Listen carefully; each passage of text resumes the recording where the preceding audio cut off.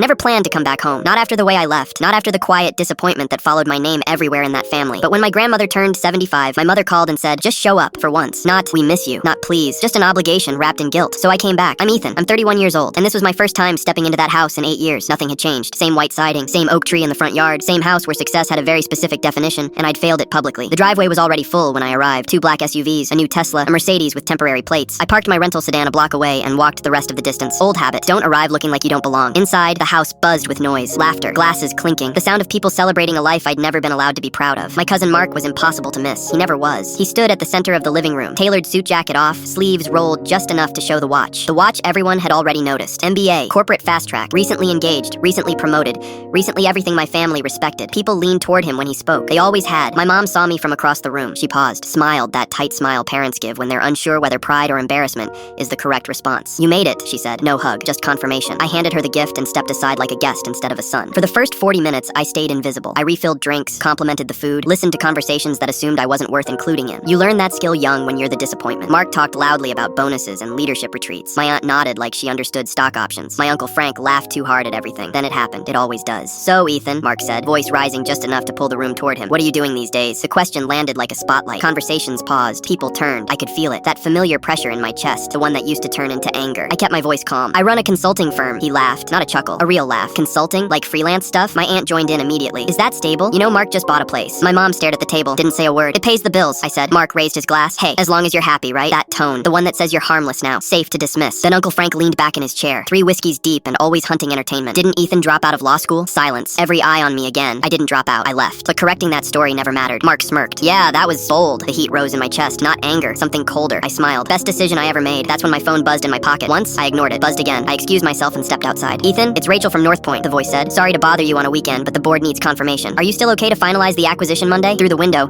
I could see Mark miming my freelance life to a small crowd. Yes, I said. Everything's ready. Great. Once this closes, valuation lands just over 48 million. I thanked her and ended the call. I stood there for a moment longer than necessary. Not nervous, just bracing myself, because walking back inside meant something was about to shift, and once it did, there was no going back. When I re-entered, Mark was mid-sentence. Some people just aren't built for traditional success, he said, glancing at me. They value freedom over security. I interrupted gently. Mark, can I ask you something? He blinked, surprised. Sure. You said you just bought a place. That's amazing. What was it, like $1 million? Murmurs. Impressed nods. Just under, he said proudly. Congrats, I said. That's huge. My aunt tilted her head. Why do you ask, Ethan? I pulled out my phone, not dramatically, not to flex, just to end the conversation. Because I'm closing on an office building next week, I said, and I wanted to make sure I wasn't underestimating property taxes. The room froze. Mark laughed again, but this time it cracked. An office building, downtown, I said. Mixed use, 12 floors. My mom finally looked up. Ethan, she said slowly, carefully. What did that woman on the phone mean by 48 million? I hadn't planned to answer. I'd spent years not explaining myself, but suddenly every quiet dismissal, every family dinner where my name was followed by concern instead of pride, sat heavy in the air. That's the company's valuation after the acquisition, I said. No one spoke. My grandmother, who had barely said a word all night, smiled at me. You always were smart, she said. Mark's fiancé squeezed his arm. Hard. Uncle Frank opened his mouth, closed it. My mom started crying, saying my name like she was relearning it. Mark pulled me aside, voice low, tight. Why didn't you ever tell us? I looked at him, really looked at him, and for the first time, I understood something clearly. You never asked, I said. That's not fair. Neither was this family. My phone buzzed again. Private number. I stared at the screen, knowing exactly what answering it would do. Knowing it would erase the last trace of doubt in that room. Knowing it would turn this from awkward to irreversible. And I had to decide whether I was done being quiet forever. I answered. The voice on the other end was calm. Too calm for a weekend call. Ethan, sorry to interrupt your evening.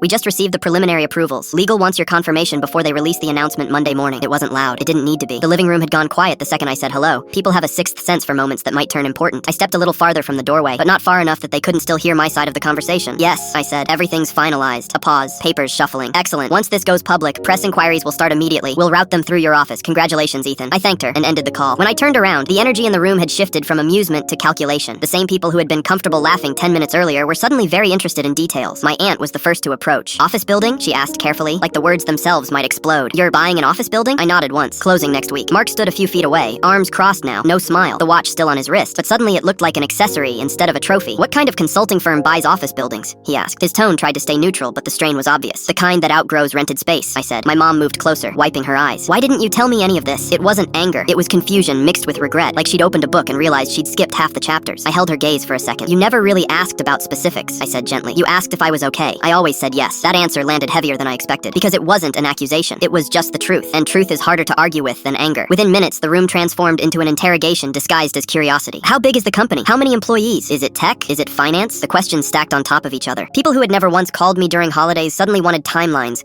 numbers, proof. I answered selectively, not to be mysterious, just because I didn't owe them a full presentation. My grandmother watched from her chair, smiling quietly, like she'd known all along that the story wasn't wasn't finished. Mark finally stepped closer again. So what exactly do you do? He asked. It sounded different this time, less like a challenge, more like he needed to reframe his understanding before it collapsed entirely. Strategy and acquisitions, I said. Mostly restructuring underperforming companies. His fiancée blinked. That sounds intense. I shrugged. It's just work. The same phrase he'd used earlier, but now it carried weight. That irony didn't go unnoticed. Then Uncle Frank, who had been unusually quiet since the phone call, cleared his throat. 48 million valuation means investors, right? I nodded. Board, partners, legal teams. He let out a low whistle. The same man who'd once told me I was wasting potential now looked like he was recalculating every opinion he'd ever voiced. It was subtle, but visible. Respect in that room had always been transactional. The currency had just changed. My mom asked the question she'd been circling. Are you happy? It surprised me, because it wasn't about money or buildings or titles. It was the one question that actually mattered. I took a breath. Yeah, I said. I am. And I meant it. Not because of the valuation or the acquisition. Because I'd built something quietly, without applause, without permission, and it had held. The rest of the evening moved differently. Conversations adjusted their tone. People introduced me to relatives I'd already met years ago, but now with new enthusiasm. This is Ethan. He runs a company. Not, this is Ethan. He tried law school once. The narrative rewrote itself in real time. It was almost fascinating to watch. Mark grew quieter, not hostile, just reflective. He'd built his success loudly, with milestones and announcements. I'd built mine silently. Neither was wrong, but only one had surprised the room. Later, when most guests had drifted outside to the backyard, Mark approached me alone. No audience this time. You know, he said, staring at the floor for a second. I wasn't trying to put you down earlier. I nodded. I know. He looked up. I just didn't understand what you were doing. That's fair, I said. I didn't explain. There was a long pause, the kind where pride decides whether to speak or stay silent. Congratulations, he said finally. It wasn't loud. It wasn't performative. It was genuine. I shook his hand. That was enough. My mom hugged me when I was about to leave. A real hug this time. Call me more, she said. Tell me things. I smiled. Ask me things, I replied. She nodded like she understood the difference now. As I walked to my car down the quiet street, the night air felt lighter than when I'd arrived. Not because I'd proven anything, not because anyone apologized, but because the version of me they'd frozen in their minds years ago had finally thawed. They'd seen the rest of the story. My phone buzzed again as I unlocked the car. A message from Rachel. Press wants a statement draft tonight. Sending now. I looked back at the house one last time. Lights glowing. Shadows moving behind curtains. The same place that once felt like a courtroom now just looked like a house again. I got into the driver's seat,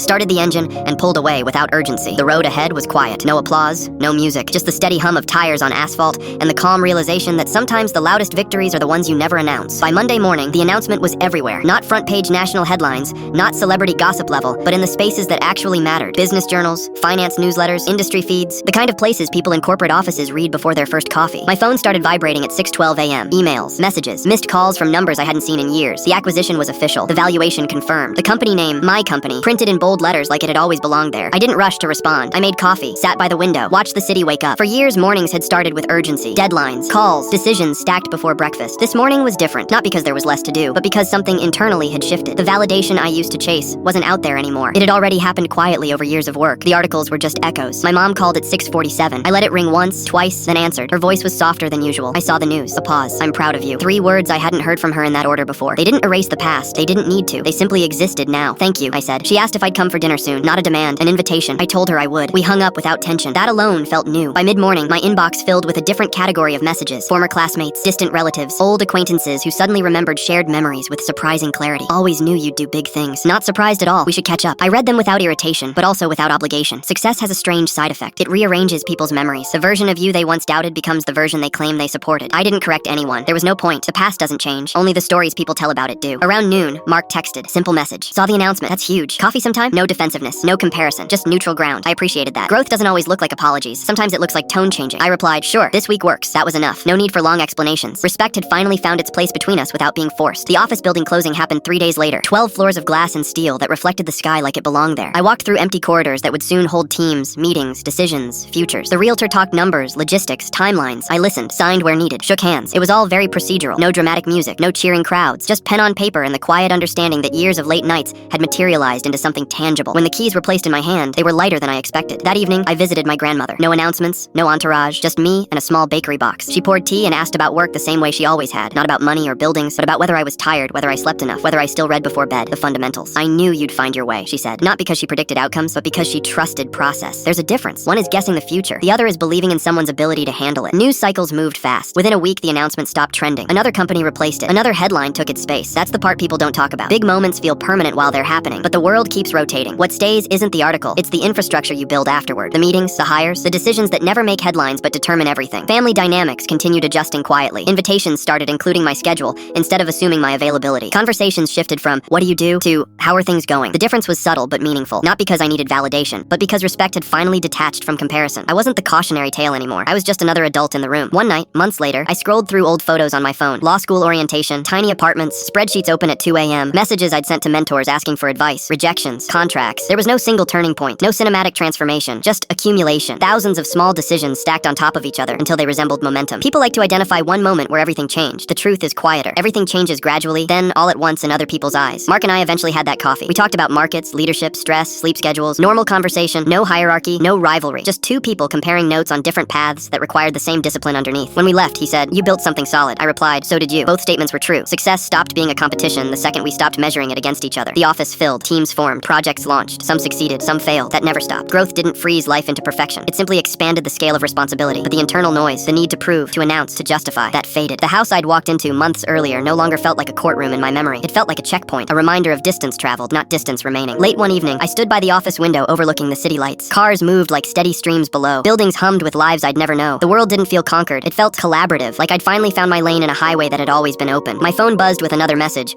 another request, another opportunity. I answered it calmly, scheduled it for tomorrow, and put the phone down. Because the biggest shift wasn't the acquisition, the building, or the headlines. It was the quiet confidence of knowing I no longer needed a room to fall silent when I spoke. The work itself was loud enough, and for the first time in a long time, silence felt like peace instead of absence. The building didn't feel real for the first week. 12 floors of glass and steel, my name on documents, keys in my pocket, but every time I stepped into the lobby, a small part of my brain expected someone to stop me and say there had been a mistake. Success rarely arrives with fireworks. It arrives with paperwork, echoing hallways, and the quiet responsibility of filling empty rooms with purpose. The first morning, I unlocked the front doors myself. The city was still half asleep. The marble floor reflected the ceiling lights like a still lake. For a moment, I just stood there listening to the silence. Years earlier, silence used to mean uncertainty. Now it felt like potential. The teams moved in gradually. First the operations floor, then legal, then strategy. Desks assembled, screens lit up, coffee machines installed. Conversations began to replace echoes. Watching it happen was different from watching numbers grow on a spreadsheet. Numbers are abstract. People are not. Every hire represented trust. Every department represented decisions I'd made months, sometimes years ago. The scale had changed, but the principle hadn't. Build something that works even when you're not in the room. Family reactions continued evolving in small, almost invisible ways. My aunt started sending articles about market trends, as if we'd always shared that interest. My uncle forwarded investment podcasts with short messages like, "Thought you'd like this." They weren't dramatic apologies. They were subtle bridges being built where there had once been distance. I didn't overanalyze it. People rarely change in loud declarations. They change in adjusted behavior. One evening, my mom visited the office for the first time. She stepped out of the elevator slowly, looking around like she'd entered a museum where she wasn't sure she belonged. "This is yours?" she asked quietly. "It's ours," I said. "The company's." She walked past glass conference rooms and paused at the window overlooking the skyline. "You to sit at Thuseed kitchen table with that old laptop," she said. "I thought you were just browsing." I smiled. "I was building proposals." She nodded, absorbing years she hadn't fully seen. Regret flickered across her face, but I didn't let it stay there. "You don't have to understand the past perfectly," I told her. "You just have to see the present clearly." She squeezed my arm. That was our version of closure. Not erasing history, just softening its edges. Mark and I crossed paths more often now, sometimes intentionally, sometimes not. One afternoon, he came by the office under the pretense of seeing the space. We walked through the floors casually. No competition in the air, just professional curiosity. "You built infrastructure before visibility," he said at one point. It wasn't a compliment wrapped in envy. It was analysis. "You built visibility before infrastructure," I replied. "Both work if you maintain them." He laughed. The tension that used to sit between us had dissolved into mutual recognition. Different paths, same discipline underneath. Not everything was smooth. Growth attracts pressure, the same way light attracts attention. New partnerships meant negotiations that stretched late into the night. Expansion meant risks that spreadsheets couldn't fully predict. There were weeks when sleep shortened and decisions stacked faster than I liked. But the difference now was internal. Stress no longer felt like proof of inadequacy. It felt like part of stewardship. I wasn't trying to prove I belonged anymore. I was focused on making sure what I'd built actually lasted. Old acquaintances resurfaced with proposals, collaborations,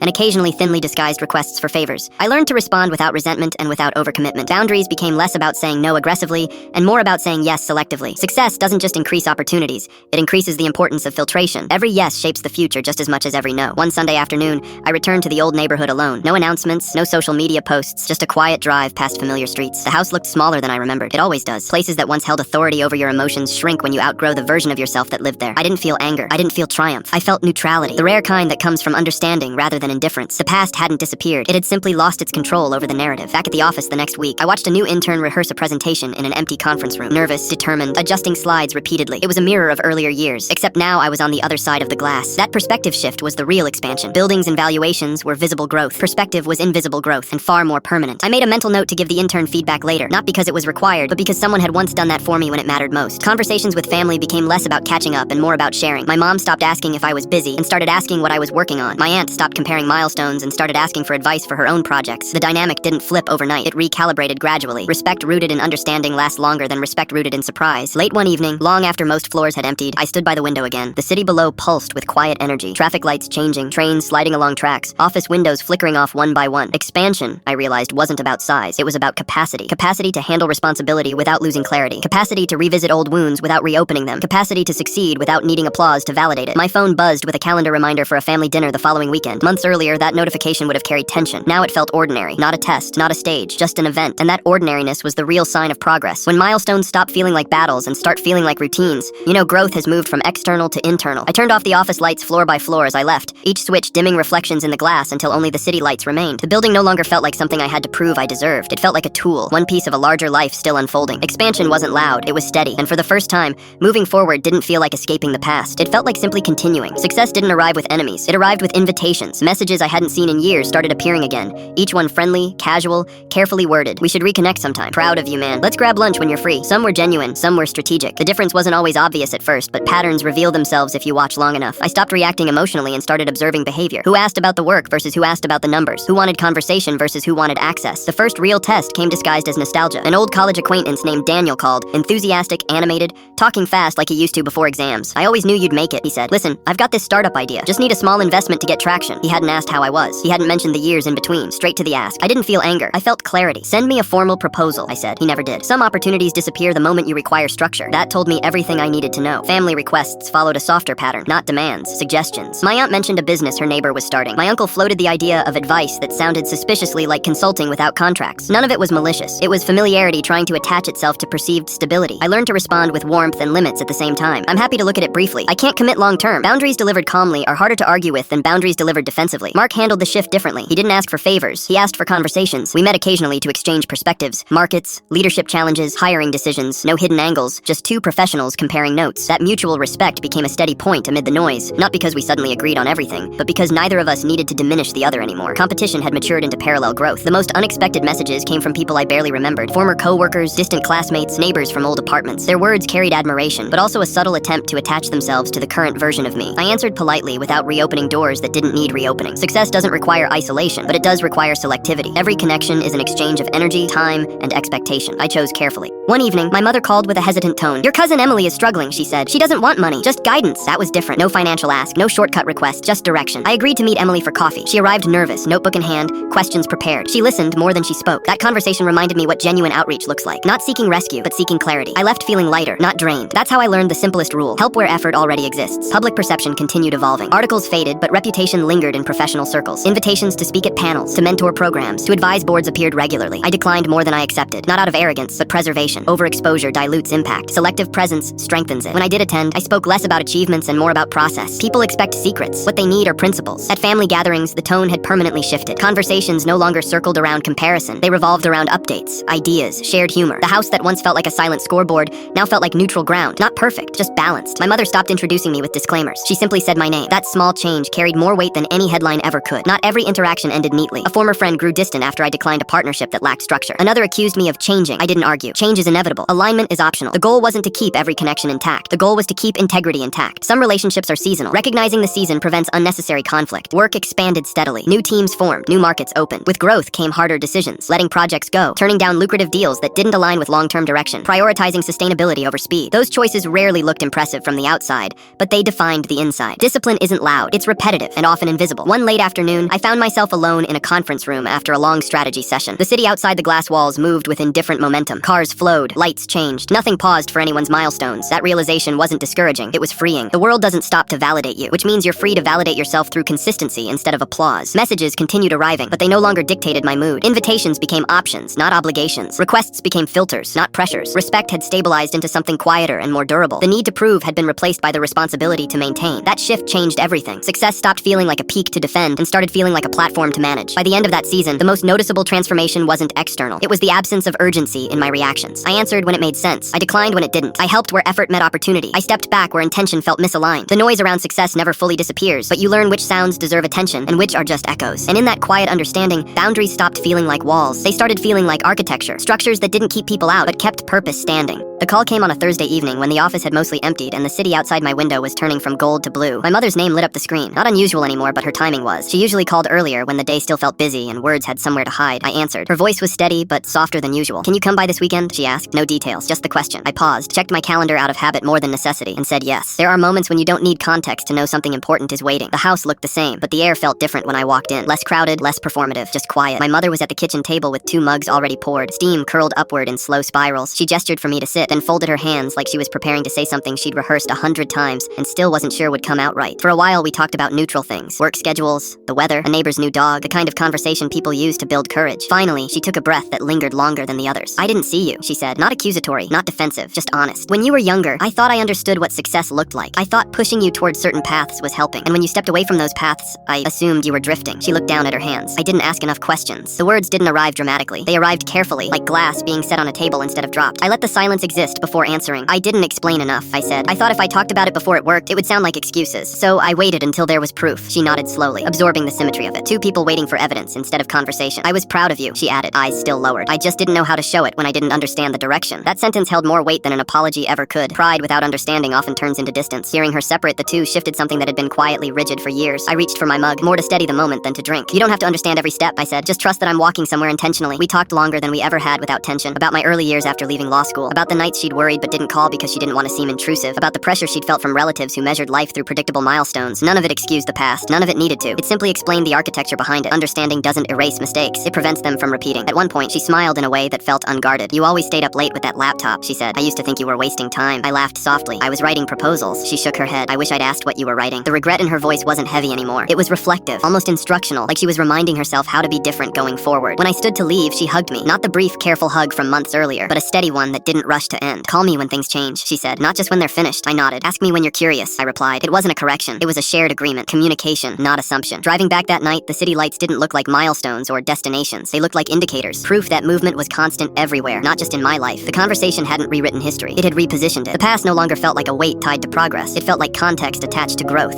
In the weeks that followed, nothing dramatic happened. No grand announcements, no public gestures, just consistent change and small interactions. My mother called sometimes just to ask what I was working on, not how much it was worth. I visited without feeling like I was stepping onto a stage. The house transformed from a place of evaluation into a place of familiarity again. Not perfect, just peaceful. Work continued with its usual rhythm. Meetings, decisions, late evenings, early mornings. But something internal had settled. The quiet tension that once accompanied family calls had dissolved. Success outside the home had always been measurable through numbers and headlines. Success inside the home was measured through tone, timing, and the absence of defensiveness. One late evening back at the office, I found myself alone again by the window overlooking the city. The skyline reflected off the glass, doubling the lights like parallel worlds stacked on top of each other. I thought about the years spent trying to be understood without speaking, and the years others spent trying to guide without listening. Both came from intention. Both missed communication. The realization wasn't bitter. It was clarifying. Closure didn't arrive as a single moment. It arrived as permission. Permission to move forward without replaying old conversations in my head. Permission to accept pride without questioning its timing. Permission to let relationships evolve instead of forcing them to stay aligned with old versions of ourselves. Forgiveness, I realized, wasn't about declaring the past forgiven. It was about no longer structuring the present around it. I turned off the office lights one by one as I prepared to leave,